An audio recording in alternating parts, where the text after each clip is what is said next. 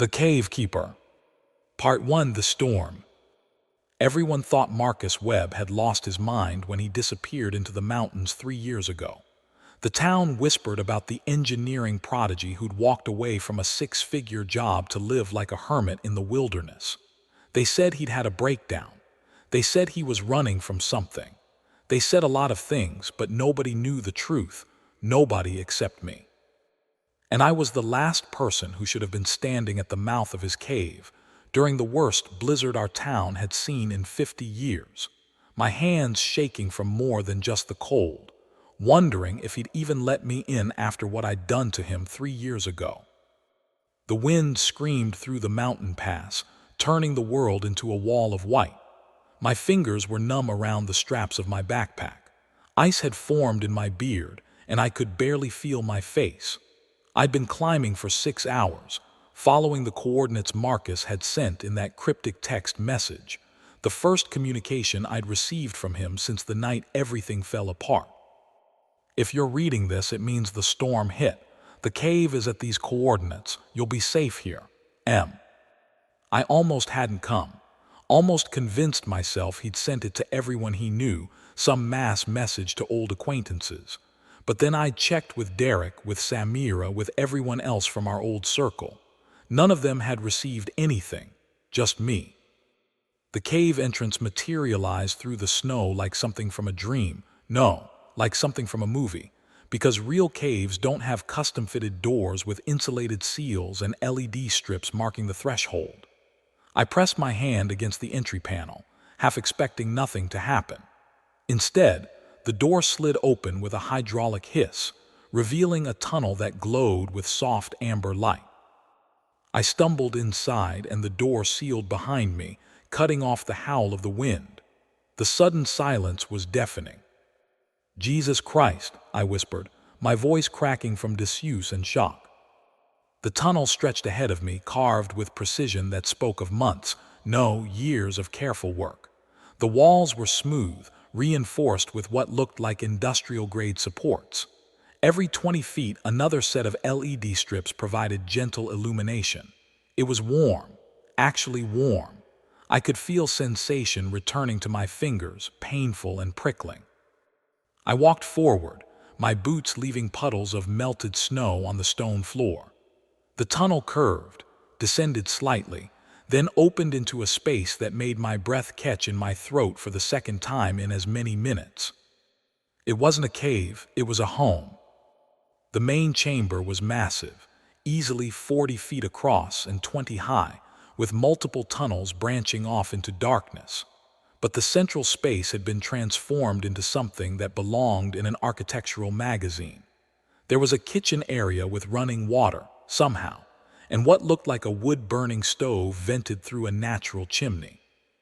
A seating area with actual furniture, bookshelves carved into the rock walls, and in the far corner, a workstation that would make any engineer weep with envy.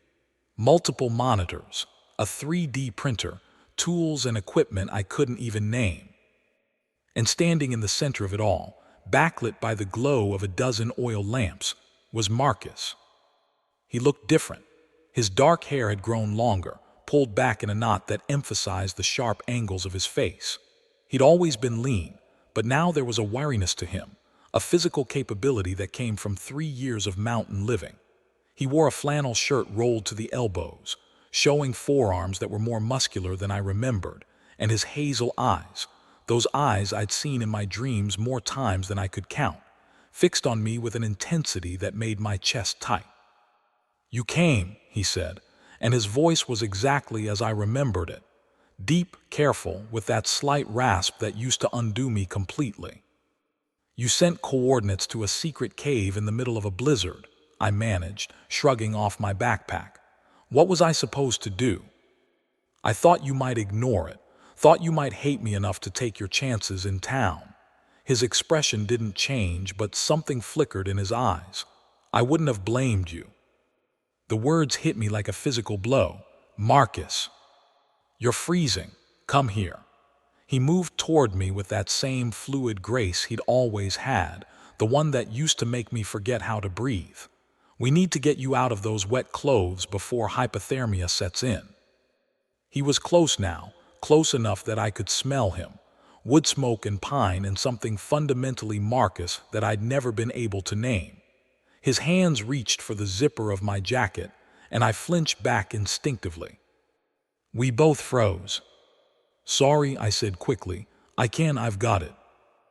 Marcus pulled his hands back, and if I didn't know better, I'd think he looked hurt. But his face smoothed into neutrality so quickly I might have imagined it. "There's dry clothes in the second chamber on the left. Take your time. I'll make something hot to drink." He turned away before I could respond, moving toward the kitchen area with shoulders just a fraction too rigid to be casual. I stood there dripping on his floor, watching him measure out coffee grounds with meticulous precision, and tried not to think about the last time we'd been alone together, 3 years ago in his apartment, when I'd kissed him and then immediately panicked, told him it was a mistake, that I wasn't ready for this, that I needed time. And then I'd gotten engaged to Rebecca 6 months later. Yeah, he had every right to hate me. The chamber Marcus had directed me to was smaller, but no less impressive. There was an actual bed carved into a natural alcove, covered in thick blankets and furs. A wardrobe stood against one wall, and I found clothes that looked close to my size, which meant Marcus had either bought them specifically or kept his old clothes from when we used to be the same build. I changed quickly, hyper-aware that Marcus was just beyond the wall, probably listening to every movement. The dry clothes felt like heaven, thermal layers, thick wool socks, and a sweater that smelled faintly of cedar. When I emerged, Marcus had 2 mugs waiting on the table near the seating area. Steam rose from them in lazy spirals. He'd settled into one of the chairs, handmade, I realized, like most of the furniture, and was staring at something on one of his monitors. "Coffee?" he said without looking at me. "I didn't remember if you still take it black." "I do." I picked up the mug, grateful for something to do with my hands. The ceramic was warm, almost too hot, but I held on anyway. "Marcus, this place. How did you even?" 3 years of work. He finally looked at me, and I had to fight the urge to step back from the weight of his gaze. "I found the cave system on a survey hike 6 months after I left. Spent the first year just exploring, mapping everything out.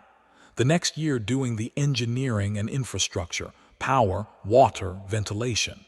This past year making it livable. The power, geothermal and solar primarily. There's a hot spring in the deeper chambers that I tapped for heat and electricity. Solar panels are hidden in the rock face above the entrance, angled to catch maximum light even in winter." He took a sip of his coffee, and I watched his throat work with the swallow. "The whole system is designed to be sustainable indefinitely." I sat down in the chair opposite him, cradling my mug. "You built the apocalypse bunker." "I built a home." The correction was soft but firm, one that doesn't depend on a society I no longer wanted to be part of. The words hung between us. I wanted to ask why he'd really left, why he'd cut contact with everyone, why he'd sent those coordinates to me and only me, but the questions felt too big, too heavy for this moment. Instead, I said, "You sent the coordinates to everyone in town, right? This is some kind of emergency shelter situation." Marcus's expression shifted into something that might have been amusement if his eyes weren't so sad. "No, Eli, just you." My heart did something complicated in my chest. "Why?" "Because I'm a masochist, apparently." He set his mug down with a soft clink. "And because despite everything, I couldn't stand the thought of you freezing to death when I had the means to prevent it." "Marcus." The weather report said this storm would be catastrophic. Worst in 50 years, they said. Power outages lasting weeks, supply lines cut off, temperatures lethal for anyone caught outside. His voice was calm, matter of fact, but his hands were gripped tight around his mug. "I knew you'd try to tough it out. You always do. Too stubborn to ask for help until it's almost too late." He knew me too well. That was always the problem. Marcus knew me better than I knew myself, could read me like code, could predict my moves before I made them. It was intoxicating and terrifying in equal measure. "How long?" I asked. "How long do we have to stay here?" "The storm's supposed to last 5 days. Marcus pulled up a weather map on one of his monitors. The satellite imagery showed a massive system parked over our entire region, spinning slowly like a malevolent eye. But the aftermath, blocked roads, down power lines, emergency services overwhelmed, could extend our isolation to 2 weeks, maybe more. 2 weeks, alone with Marcus, in a cave where every echo felt intimate, every silence loaded with 3 years of unspoken words. I was so fucked. We fell into an awkward rhythm that first evening. Marcus showed me around his cave system with the enthusiasm of someone who'd spent 3 years perfecting something but had nobody to share it with. There was a storage chamber stocked with enough supplies to last months: dried goods, canned food, medical supplies, tools. A bathroom with actual plumbing, thanks to a complex filtration system that processed water from an underground stream. A workshop where Marcus had built most of his furniture and equipment. Even a small library carved into an alcove, lined with books I recognized from his old apartment. "You kept them," I said, running my fingers along the spines. "Philosophy texts, engineering manuals," and my breath caught. The entire collection of sci-fi novels I'd given him for his 25th birthday. "Of course I kept them." Marcus's voice came from behind me, close enough that I could feel the warmth of him even through my sweater. "Why wouldn't I?"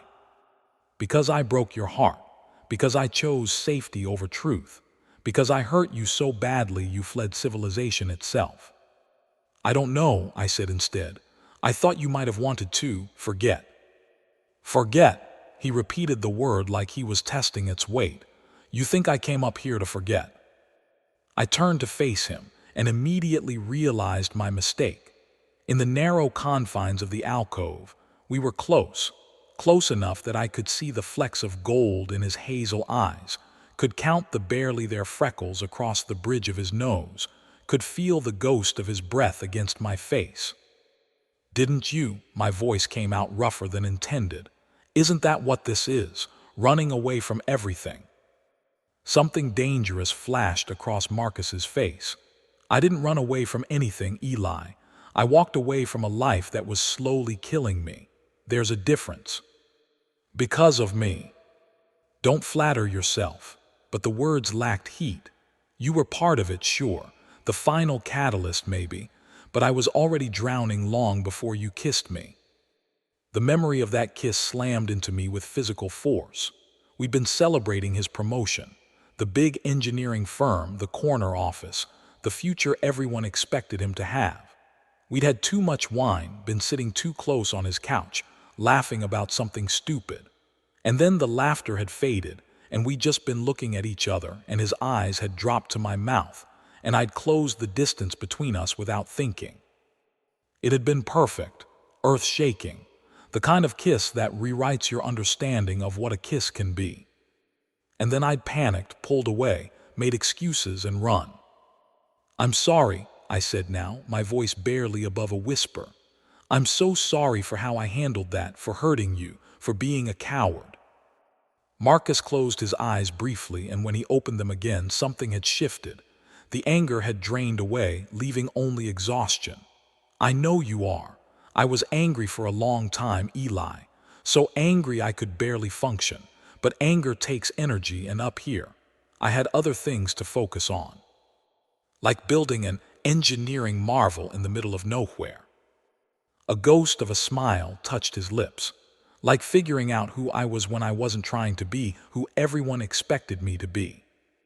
We stood there in the alcove, surrounded by books and soft lamplight, and I felt something shift between us. Not forgiveness exactly, but maybe the first step toward it. "We should eat," Marcus said finally, stepping back and breaking the spell. "I've got venison stew that needs to be finished before it goes bad." Dinner was surprisingly normal. Marcus had cooked the stew that morning, anticipating my arrival, and it was delicious, rich and hearty, filled with vegetables I assumed he'd grown or foraged himself. We ate at the handmade table, using ceramic bowls he'd apparently crafted on a pottery wheel he'd built in the workshop. "You learned pottery?" I asked, impressed despite myself. "Had to do something with my evenings," Marcus shrugged. "No Netflix up here. I learned pottery, woodworking, advanced electrical engineering, how to hunt, how to preserve food. Turns out when you're not spending 40 hours a week making rich people richer, you have a lot of time for hobbies." "Do you miss it?" The question slipped out before I could stop it. "The job, the city, everything." Marcus considered this, chewing slowly. "Sometimes I miss the intellectual challenge. There's a satisfaction in solving complex engineering problems that hunting rabbits doesn't quite replicate. But the politics, the posturing, the constant pressure to optimize every moment for productivity. No, I don't miss that at all. And the people, friends." His eyes met mine. "Most of them were colleagues, not friends, you know that. Real friends are rare, Eli. The kind who know you, really know you, and stick around anyway." He paused. "I had maybe 3 people I'd call real friends, and one of them broke my heart and married someone else, so." The casual delivery of those words, "broke my heart," hit harder than any accusation could have. "I didn't marry Rebecca," I said quietly. Marcus's spoon stilled halfway to his mouth. "What?" "We broke up 8 months ago. The engagement lasted 6 months, the actual relationship another 2 after that, and then," I stared down at my bowl, "then she told me she couldn't compete with a ghost." "A ghost?" The word felt like a confession. "She said I was still in love with you, that every time I looked at her, I was really looking through her, searching for something she could never be." The silence that followed was deafening. I forced myself to look up to meet Marcus's gaze. His expression was unreadable, shock maybe, layered over something more complicated. "Was she right?" he asked finally. My hands were shaking. I set down my spoon carefully, precisely. "Yes." Marcus inhaled sharply. "Eli, I'm not telling you this I don't expect anything from you, Marcus. I know I lost any right to your feelings 3 years ago, but we're stuck here together for God knows how long, and I can't keep pretending." The words were tumbling out now, unstoppable. "You asked why I came, even though I thought you might hate me. Because the thought of you sending those coordinates, of you thinking about my safety even after everything, of you still caring enough to try to save me. I couldn't ignore that. Couldn't stay away." Marcus stood abruptly, his chair scraping against stone. He walked to the edge of the living area, his back to me, shoulders rigid with tension. "Do you have any idea," he said, his voice low and strained, "how many times I imagined you saying something like that? How many different scenarios I played out in my head where you realized what we could have been?" "Marcus." "And do you know what I decided?" He turned back to face me, and the look on his face made my chest ache. "I decided that even if you showed up on this mountain, even if you told me everything I'd ever wanted to hear, I wouldn't put myself through that again. Because wanting you, Eli, it nearly destroyed me." The words hung in the air between us, like a physical barrier. "I understand," I managed. "I'm sorry, I shouldn't have." "Let me finish." Marcus crossed his arms, defensive posture that I recognized from 100 past arguments. "I decided I couldn't go through that again, past tense. Because apparently, despite 3 years of solitude and hard-won emotional stability, all it takes is seeing you walk through that door, half frozen and looking at me like you used to look at me, and I'm right back where I started." My heart was hammering so hard I was sure he could hear it. "What are you saying?" "I'm saying you're dangerous to me, always have been. You're the variable I could never account for, the problem I could never solve." He laughed, but there was no humor in it. "And I'm saying I don't know what to do with that information anymore." I stood slowly, moving around the table but keeping my distance. "We don't have to figure it out tonight, or tomorrow, or we can just coexist. Be civil. I promise I won't." "Won't what make it harder?" Marcus's expression softened fractionally. Eli, your mere existence makes it harder. That's the problem.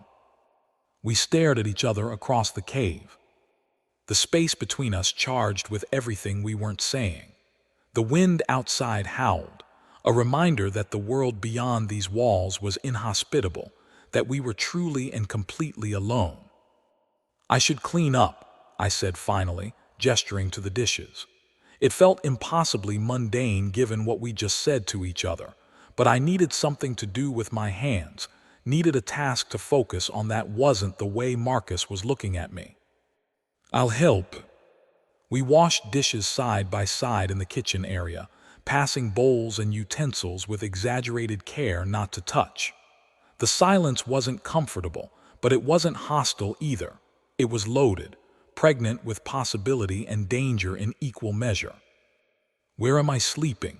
I asked as I dried the last bowl. Marcus's hands stilled in the wash water. You can take the bed. I'll sleep in the workshop. This is your home, Marcus. I'm not kicking you out of your own bed.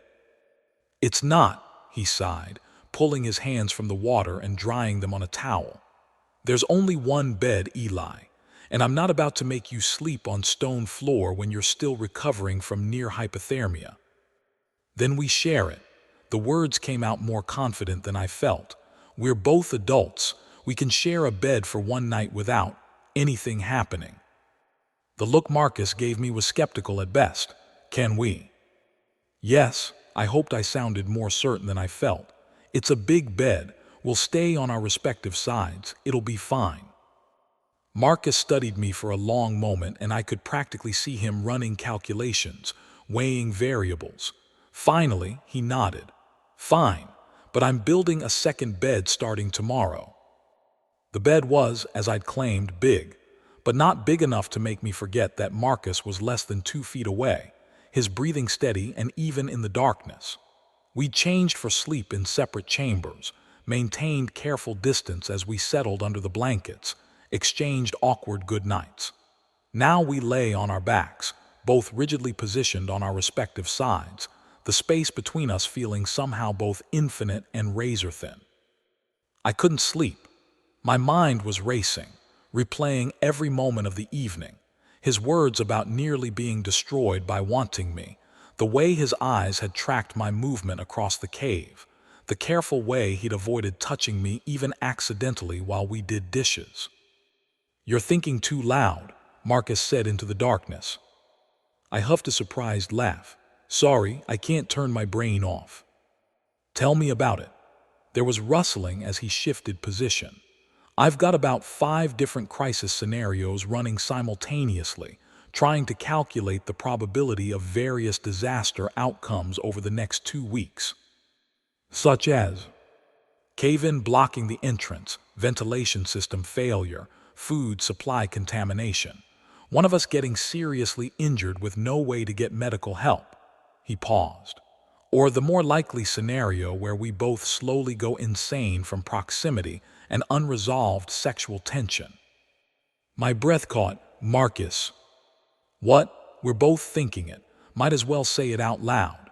His voice was matter of fact, but I could hear the strain underneath. We're trapped together in close quarters with years of history and feelings neither of us knows how to process. It's a powder keg. He wasn't wrong, so what do we do about it? I don't know. The admission sounded like it cost him. I've spent 3 years building this place as a refuge from complicated human emotions, and the universe responds by dropping the most complicated human emotion I've ever experienced directly into my cave during the storm of the century. It's almost funny. I don't hear you laughing. No, the rustling again, and I realized he'd turned onto his side, facing my direction. Eli, can I ask you something? Anything. When you kissed me that night, before you panicked, what were you feeling? I closed my eyes against the darkness, remembering.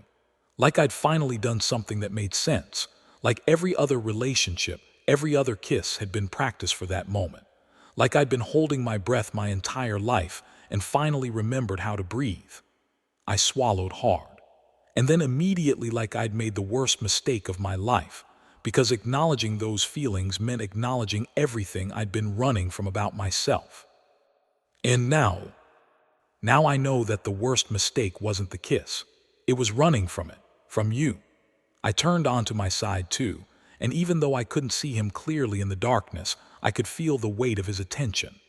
I lost 3 years with you because I was afraid of what wanting you meant about who I was. And then I lost another year trying to force myself to want something safe and acceptable, and all I accomplished was hurting someone else. Rebecca deserved better than someone who was using her as a shield against his own truth. The guilt of that sat heavy in my chest. She figured it out before I did, had the courage to walk away when I was still lying to both of us. Marcus was quiet for a long time. Then, "I don't want to be your experimentation, Eli. Your delayed coming out story. The guy you finally try things with because you've run out of other options." The words stung, but I understood where they came from. "Is that what you think this is?" "I don't know what to think. 3 years ago, you kissed me and ran. Now you show up in my cave and tell me you've been in love with me the whole time. It's a lot to process." I know. I wanted to reach across the space between us to touch him, to somehow make him understand, but I kept my hands to myself. "I'm not asking you to trust me immediately. I'm not even asking you to forgive me. I need you to know that what I feel for you isn't some crisis-induced epiphany. It's been there the whole time. I was just too scared to look at it directly." Another long silence, then so quietly I almost missed it. "I'm still scared too." "Of what?" "Of letting you in again, of wanting you again, of being right back where I was 3 years ago, completely undone by someone who might wake up tomorrow and decide this was all a mistake." His voice cracked slightly on the last word. "I've built something here, Eli, something stable and predictable and safe. You're the opposite of all of that." Then maybe I had to force the words out past the tightness in my throat. "Maybe we should maintain boundaries, keep things platonic. You were right earlier, wanting each other is dangerous. Better to just not." "Yeah, but he didn't sound convinced. That's probably the smart move." We fell silent again, but it felt different now, heavier, sadder, like we'd both just agreed to something that was breaking us even as we spoke the words. I don't know how long we lay there in the darkness, not sleeping, both acutely aware of the other's presence. Eventually, I heard Marcus's breathing even out into the rhythm of sleep, but I remained awake, staring at the ceiling of the cave and wondering how it was possible to feel so close to someone and so impossibly far away at the same time. I woke to the smell of coffee and the sound of Marcus moving around the main chamber. Pale gray light filtered in from somewhere, emergency lighting, maybe, or cleverly placed skylights I hadn't noticed the night before. I lay still for a moment, orienting myself, remembering where I was and why. The bed beside me was cold and empty. Marcus had clearly been up for a while. I found him at his workstation, already dressed and focused intently on one of his monitors. He'd pulled his hair back again, and in profile, with the morning light catching the line of his jaw, he looked like something out of a Renaissance painting, all sharp angles and intense concentration. "Morning," I said, my voice rough with sleep. He glanced over and something flickered across his face before smoothing into neutrality. "Morning. Coffee's ready. There's eggs and bread in the kitchen. I was about to make breakfast." "I can cook." I moved toward the kitchen area, grateful for something to do. "You've done enough." "It's my cave, I should." "Marcus," I turned to face him, "let me help, please. I need to feel useful." He studied me for a moment, then nodded. "Okay. Eggs are in the cold storage, second chamber on the right. Bread's in the sealed container by the stove." We worked together in the kitchen, the domestic routine strange and familiar at once. I scrambled eggs while Marcus sliced bread and toasted it over the stove. We moved around each other with exaggerated care, the memory of last night's conversation hanging between us. "What were you working on?" I asked, gesturing toward his computer setup. "Monitoring the storm. checking structural integrity sensors throughout the cave system, making sure the ventilation is handling the increased carbon dioxide from having two people instead of one. He poured coffee into 2 mugs. Routine stuff. Routine. I shook my head, amused despite the tension. Only you would consider that routine. A hint of a smile touched his lips. I'm an engineer.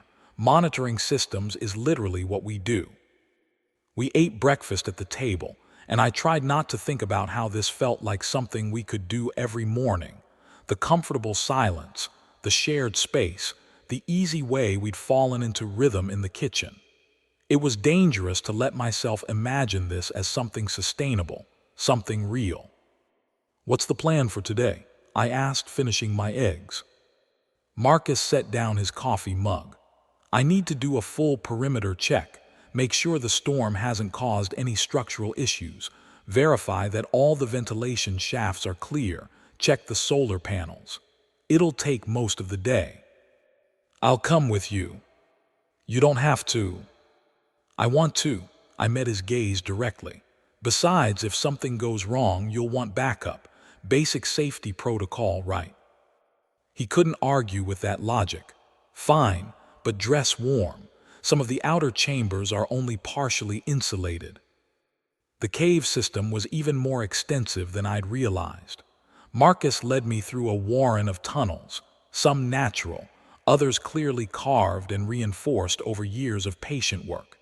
He'd installed safety features throughout, lead guide strips, emergency supply caches, even a pulley system for moving heavy equipment. This tunnel leads to the hot spring, he explained, pointing down a passage that glowed with warm humidity. That's where I get the geothermal power and heat. The water's too hot to touch directly, but I've rigged a heat exchanger system that. He launched into a detailed explanation of his engineering setup, and I found myself smiling as I listened. This was the Marcus I remembered, passionate, brilliant, completely in his element when talking about systems and solutions. The loneliness of the past 3 years fell away when he was like this, replaced by the animated enthusiasm that had first made me fall for him. What? He asked, catching my expression. Nothing, just, I miss this, hearing you talk about your work. His expression softened. I don't get to talk about it much. Explaining thermal dynamics to a rabbit is pretty one-sided. You hunt rabbits and deer occasionally, fish when the weather permits. He gestured down another tunnel. There's a back entrance that opens into a valley about half a mile from here. Good hunting, and far enough from any hiking trails that I don't risk running into people. The hermit life really is complete, isn't it? Marcus shot me a look. I prefer intentionally isolated. Hermit makes me sound like some cave-dwelling troll. If the cave fits, I dodged his half-hearted shove, laughing. The moment of levity felt good, normal, like we were finding our way back to the friendship that had existed before everything got complicated.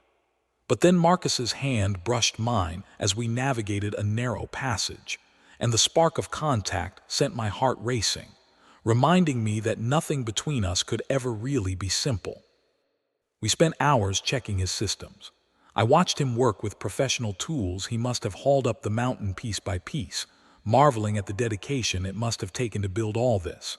He showed me the ventilation system, a network of natural and artificial shafts that drew fresh air in and expelled carbon dioxide and cooking smoke. The water filtration setup that pulled from an underground stream. The storage batteries that held excess power from the solar panels. You could live here forever, I said, somewhat awed. That's the idea. Marcus closed the panel he'd been examining.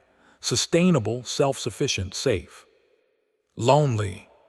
He didn't answer, just moved on to the next checkpoint. We were in one of the deeper chambers, a vast natural cavern that Marcus used for storage, when I finally worked up the courage to ask the question that had been gnawing at me since I'd arrived. Why did you really send me those coordinates, Marcus? He stilled his back to me. I told you, the storm. There are emergency shelters in town. The school, the community center. You could have just alerted authorities, made sure everyone knew about the severity, but you didn't. You sent the coordinates specifically to me. I moved closer.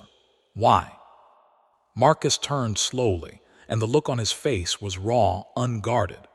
Because the thought of you being in danger and me having the means to prevent it, but choosing not to out of pride or hurt feelings. I couldn't live with that. Even if you never wanted to see me again, even if showing up here was the last thing you wanted to do, I needed to know you'd be safe. That's not just concern for an old friend's safety. No, the admission seemed to cost him. It's not. The air in the cavern felt suddenly thick, charged. We were standing in a circle of lamplight, surrounded by darkness, the rest of the cave system stretching away in all directions. Completely alone, completely isolated. I told myself I was over you, Marcus continued, his voice low. Told myself that 3 years was enough time to move on, to stop caring, to build a life that didn't have a U-shaped hole in the center of it. And I almost believed it. But then I saw that weather report, and the only thing I could think about was you. Whether you'd evacuate in time, whether you'd be warm enough, whether you'd be scared. And I realized I hadn't moved on at all. I couldn't breathe, couldn't think, could only watch as Marcus took a step closer. So yeah, he said, I sent you the coordinates. Probably the dumbest thing I could have done for my own emotional stability, but I did it anyway. Because apparently when it comes to you, I'm incapable of making smart choices. Marcus, my voice came out strangled. Don't, he held up a hand. Don't say anything unless you're absolutely sure. Because if you tell me you want this, want me, I'm not going to be able to maintain boundaries. I'm not going to be able to keep pretending I'm not completely gone for you. And if you change your mind again, I won't. The certainty in my voice surprised even me. I won't change my mind. I've had 3 years to think about this, Marcus. 3 years of knowing exactly what I lost and why. I'm not running this time. He searched my face, looking for doubt, for hesitation. You're sure? I've never been more sure of anything in my life. The space between us disappeared.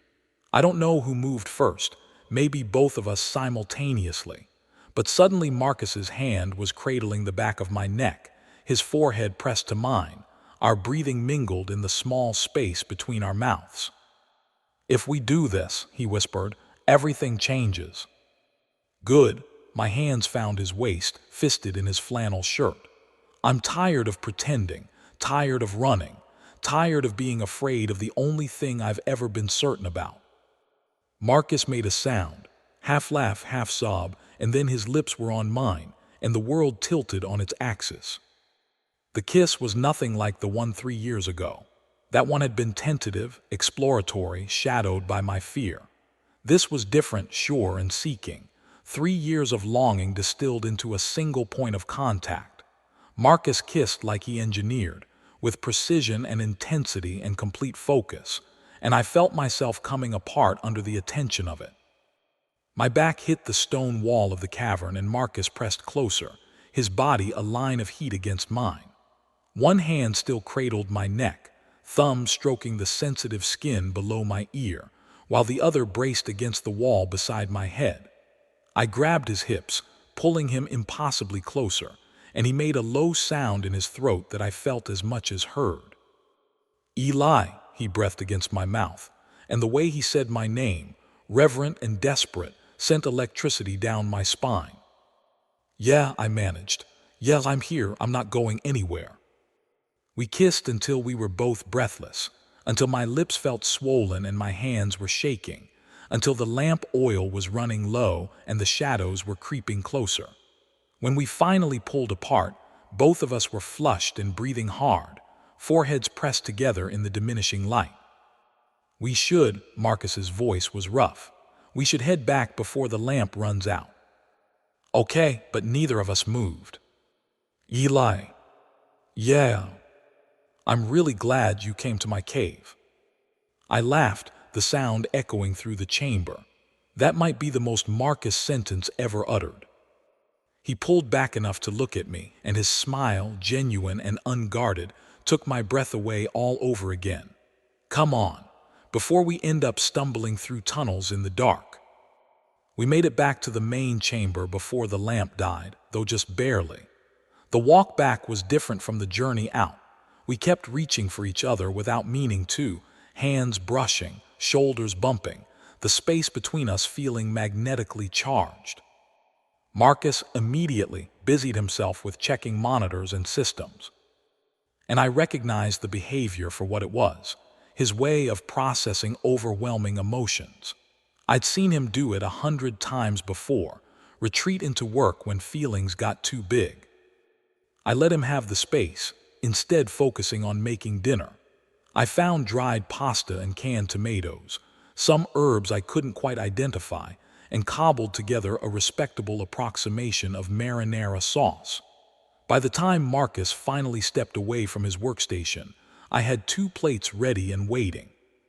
You didn't have to, he started. I wanted to, I handed him a plate. Sit, eat, tell me about what you're seeing in the weather patterns. He sat and I watched tension drain from his shoulders as he fell into the familiar rhythm of explaining complex systems. The storm was intensifying, he said. Wind speeds were increasing. The temperature had dropped another 10 degrees. We were looking at a solid week of isolation, maybe more. And you're okay with that? He asked, setting down his fork. Being stuck here with me. Marcus, I reached across the table, covering his hand with mine. I'm not stuck here with you. I'm choosing to be here with you. There's a difference. His fingers turned, threading through mine. I keep waiting for you to realize this is a mistake, that the proximity is creating false feelings, or cabin fever is making you think you want something you don't actually want. Do you think that's what's happening? No, he looked down at our joined hands, but that doesn't mean I'm not terrified it might be. I can't promise you I won't mess this up, I said honestly.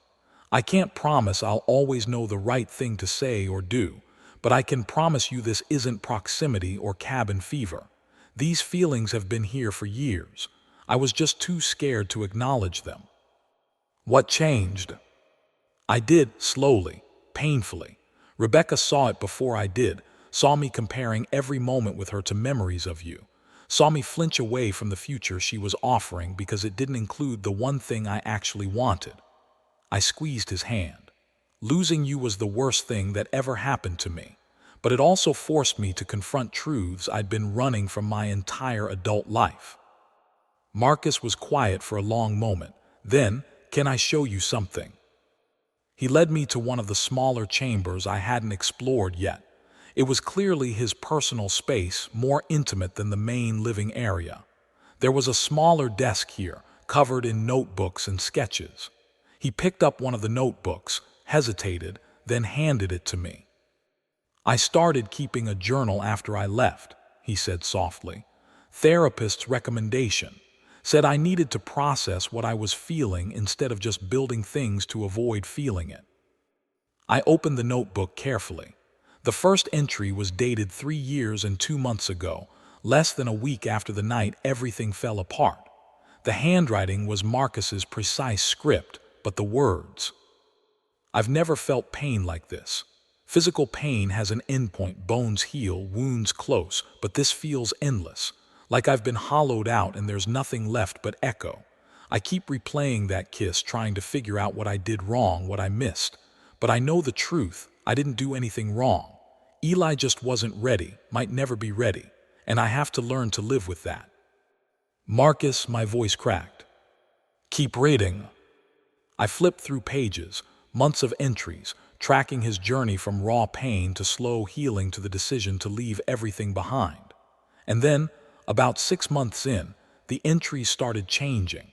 Less about heartbreak, more about building, about finding purpose in creation, about discovering who he was when he stripped away everything society expected him to be.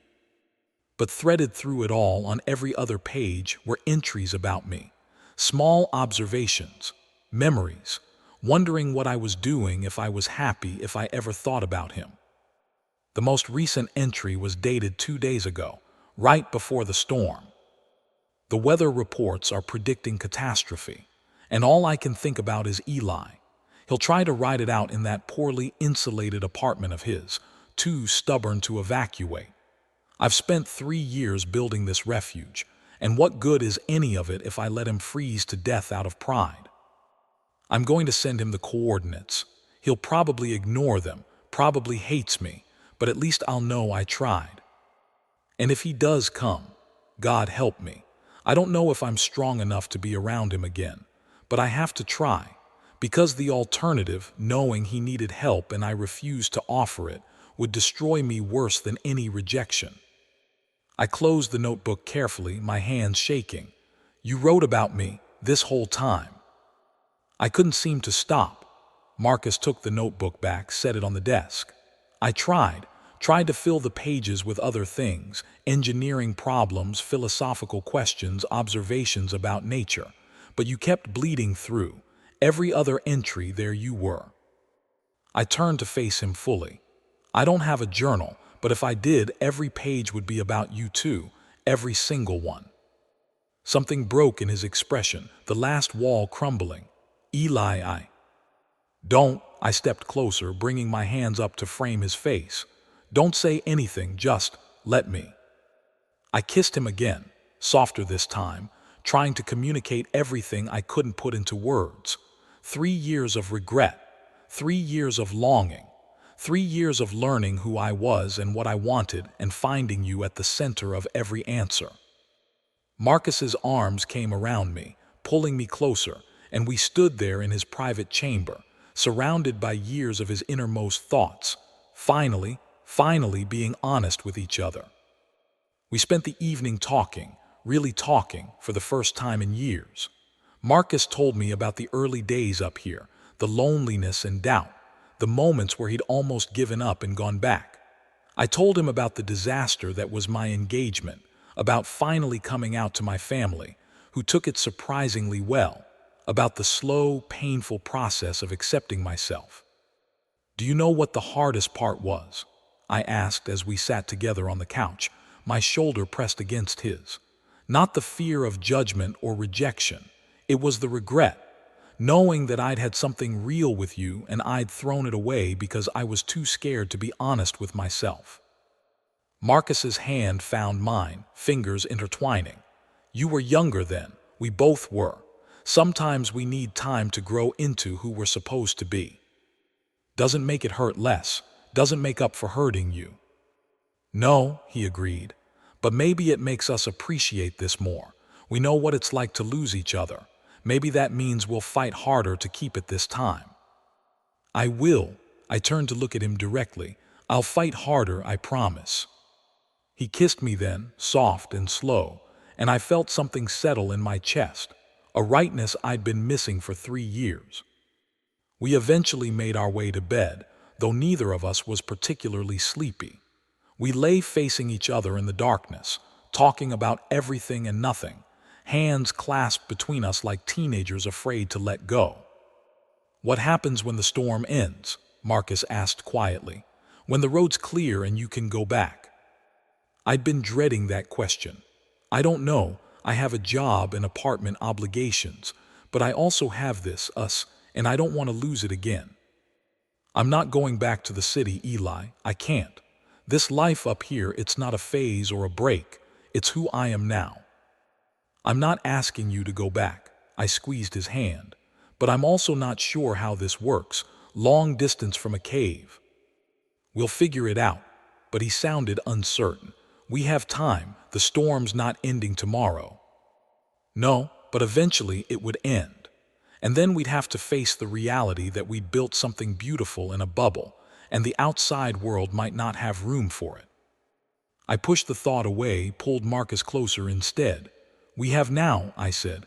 Let's start with that. The next 3 days fell into a rhythm. We'd wake tangled together, share coffee and breakfast, then split up to handle various tasks. Marcus would check his systems and monitor the storm. I'd handle cleaning, cooking, maintaining the living spaces. In the afternoons, we'd explore the cave system together, Marcus showing me hidden chambers and explaining his various projects. And in the evenings, We'd return to the main chamber and find excuses to touch, sitting close on the couch, hands brushing as we passed dishes, casual embraces that lasted longer than strictly necessary. We were making up for lost time, relearning the geography of each other. On the third night, as we lay in bed, Marcus asked, "Do you remember the first time we met?" "Engineering symposium. You were presenting on sustainable infrastructure. You fell asleep during my presentation." I laughed. "I did not fall asleep. I closed my eyes to better concentrate on your words." "You snored." "I was concentrating very intently." I poked his ribs. "And you were talking about load-bearing calculations at 8 in the morning. Can you blame me?" "I can and do," but he was smiling. "You came up afterward anyway, asked if I wanted to get coffee and explain it all again." I felt bad about the snoring. "You wanted to see if I was as interesting one-on-one as I was on stage." "Was that so wrong?" "No," Marcus's expression turned serious. "It was the best thing that ever happened to me. You were the best thing that ever happened to me." The weight of those words sat heavy between us. Past tense. "No, present tense. Even when I was up here alone, convinced I'd never see you again, you were still the best thing. The thing that showed me what I was capable of feeling, what I was capable of wanting." He traced patterns on my arm. "That's not something that goes away just because the person does." "I'm here now." "You are," he pulled me closer, "for however long we have." On the fourth day, the storm intensified. Wind howled through the mountain passes with enough force that we could hear it even in the deep chambers. Marcus grew tense, constantly checking his monitors, running calculations. "What's wrong?" I asked, finding him hunched over his workstation at 3 in the morning. "Nothing, probably nothing." He didn't look away from the screen. "Just, the wind is putting more stress on the ventilation system than I'd anticipated. It's holding, but if it gets much worse." "What do we do?" "We don't do anything. I need to go check the upper vents, make sure snow hasn't blocked any of them." He stood, reaching for his heavy coat. "You stay here where it's warm." "Marcus, if you think I'm letting you go out in that alone." "It's not safe. The wind could." "Then it's not safe for you either." I grabbed my own coat. "We're doing this together or not at all." He looked like he wanted to argue, but something in my expression stopped him. "Fine, but you follow my lead exactly. One wrong step up there and you could get swept off the mountain." The climb up to the ventilation system was terrifying. We had to exit through a secondary entrance, one that opened onto a narrow ledge about 50 feet up the rock face. The wind hit us like a physical force, driving snow so thick I could barely see Marcus even though he was right in front of me. We were roped together, and I'd never been more grateful for his paranoid safety protocols. It took 2 hours to clear the vents. 2 hours of freezing wind and near misses and muscles screaming from holding position on ice-covered rock. But we did it together, and when we finally made it back inside, both of us were shaking from cold and adrenaline. "Don't ever do that again," I said as we stripped off our frozen outer layers. "Don't ever try to protect me by taking risks alone." "I was trying to keep you safe." "And I'm telling you that I don't want to be safe if it means you're in danger." I grabbed his face, made him look at me. "We're in this together, all of it. The danger and the safety and everything in between. Do you understand?" Marcus nodded slowly. "Together." "Together," I confirmed and kissed him hard. We were both running on adrenaline and fear and relief at having survived the climb. We shed our wet clothes, changed into dry ones, but the electricity between us didn't dissipate with the cold. If anything, it intensified. The awareness of how close we'd come to disaster, how fragile everything was. Marcus made hot chocolate with hands that still trembled slightly. We sat on the couch, pressed close, sharing warmth. He'd been quiet since we came inside, his expression distant. "Talk to me," I said softly. "Out there when the wind almost took you off the ledge." His voice broke. For a second I thought I'd lost you. Again, but permanently this time. And I realized that even 1 week with you is worth more than 3 years of safety and solitude. Marcus, let me finish. He set down his mug, turned to face me fully.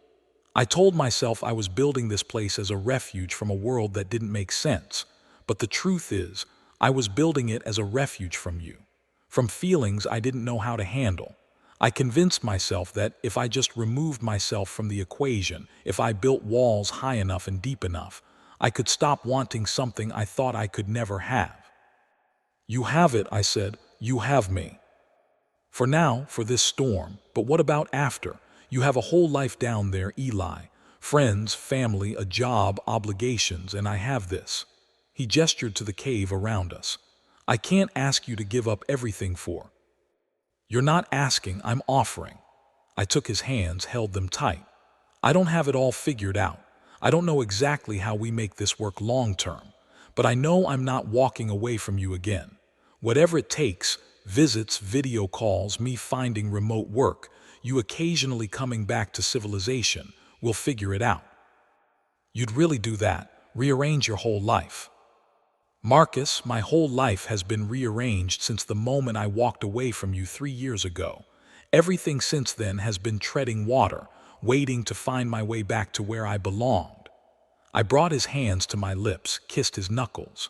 This is where I belong, with you, wherever that is. Something broke in his expression, the last vestige of doubt crumbling.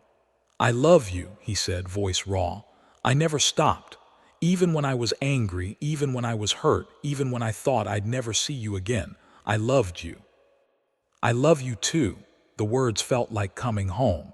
I've loved you for years. I was just too scared to say it. Marcus kissed me then, deep and searching, and I felt 3 years of longing pour into that contact. We ended up horizontal on the couch, tangled together, relearning the feel of each other.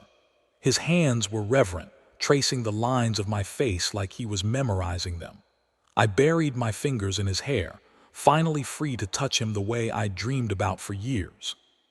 Bedroom, he breathed against my mouth. Yeah, I agreed, and we stumbled through the cave together, shedding clothes along the way. The intimate scene fades to black here, as they cross the threshold into his chamber. I woke to pale light filtering into the chamber and Marcus's steady breathing beside me. We were tangled together, skin to skin, and I took a moment to just exist in the feeling of it, the rightness, the peace, the sense of finally being exactly where I was supposed to be. Marcus stirred, opened his eyes, and the smile that crossed his face was worth every second of the past 3 years of pain. Hi, he said. Hi yourself. We lay there for a long moment just looking at each other. Then Marcus said, I should check the monitors, make sure we didn't lose any systems overnight. Okay, I didn't move, neither did he. I'm serious, I have responsibilities, this whole place could be. I kissed him quiet, 5 more minutes. Okay, he agreed, pulling me closer, 5 more minutes. The storm finally broke on the 7th day. We woke to silence, the complete absence of wind for the first time in a week. Marcus checked his monitors and confirmed. The worst had passed. In another day or two, the roads would be clear enough for me to attempt the hike back to town. We didn't talk about it. Instead, we made breakfast together, moving around the kitchen with the easy synchronicity we'd developed over the past week. We ate slowly, savoring the food and the silence and each other's company. I need to tell you something, Marcus said eventually. My stomach dropped, okay. The coordinates I sent you, they weren't just for emergency shelter. He stood, moved to his workstation, and pulled up a file I hadn't seen before. I've been working on something. A project I started about 6 months ago when I first admitted to myself that I wasn't actually over you. The screen showed architectural plans, detailed, complex, beautiful. It's a second structure, Marcus explained. About a mile from here, connected by an underground passage I've been slowly excavating. Smaller than this, but comfortable. Office space, living quarters, full utilities, it would be. He paused, nervous in a way I'd never seen him. It would be for you, if you wanted it. A place where you could work remotely, right? Do whatever you want, but still be close, still be connected. I stared at the plans, at the thought and care that had gone into every detail. You've been building me a cave. I've been building us a future. He turned to face me. I know it's crazy. I know it's presumptuous as hell, and maybe you don't want to live on a mountain, and maybe this is all too much too fast. But I needed you to know that I'm serious about this, about us, that I'm willing to do the work to make space for you in my life. Marcus, my voice was thick. That's the most romantic thing anyone's ever done for me. Yeah, I moved closer, took his hands. But I need you to know that I don't need grand gestures. I don't need you to build me a cave or rearrange your whole life. I just need you. But you have obligations, a job, all of which I can negotiate. My job is mostly remote anyway. I can work from anywhere with internet, and I assume you've got that figured out. Satellite connection. It's not the fastest, but it's reliable. Then there's no problem. I pulled him closer. We'll figure out the details. Maybe I spend weekends here, gradually transition to more time on the mountain. Maybe we compromise and get a small place in town for when we need civilization. We'll adapt, but the core of it, us, that's not negotiable. That's permanent. Marcus's eyes were suspiciously bright. You're really going to stay, even after the storm, even when you have the option to leave? I'm really going to stay. I kissed him softly. Because 3 years without you taught me that there's no safety in running. The only thing that feels safe is being honest about what I want. And what I want is this. You, us, every day in whatever form that takes. He kissed me back, and it felt like a promise, like a beginning. Epilogue: the return.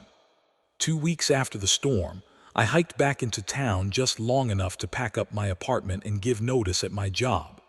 My boss, surprisingly, offered me a permanent remote position. Turns out good writers are hard to find, and he didn't care where I worked from as long as I met my deadlines. My family was confused but supportive. My friends thought I was insane but agreed to visit once the weather improved. Rebecca, when I ran into her at the grocery store, just smiled and said, "I knew you'd figure it out eventually." I returned to the mountain with 2 duffel bags and a laptop, ready to figure out what building a life looked like when you were doing it right. Marcus met me at the cave entrance, and the smile on his face was brighter than any star. "Welcome home," he said. And it was. Home wasn't the cave or the mountain or any physical space. Home was the man in front of me, the one who'd loved me through my confusion and fear, and finally convinced me that I was worthy of the love I'd always wanted. We walked into the cave together, hand in hand, ready to build whatever came next. Together. The end, or is it? But wait, there's more to this story. What happens when spring comes and they have to face the outside world as a couple? What about the mysterious second structure Marcus mentioned? Did they finish it? And what about Marcus's family, who still don't know where he's been all these years? The story continues. If you love this story, please like this video. Bell subscribe for part 2. Speech balloon comment below. Should I tell you what happened when they finally left the cave? Your support means everything and keeps these stories coming.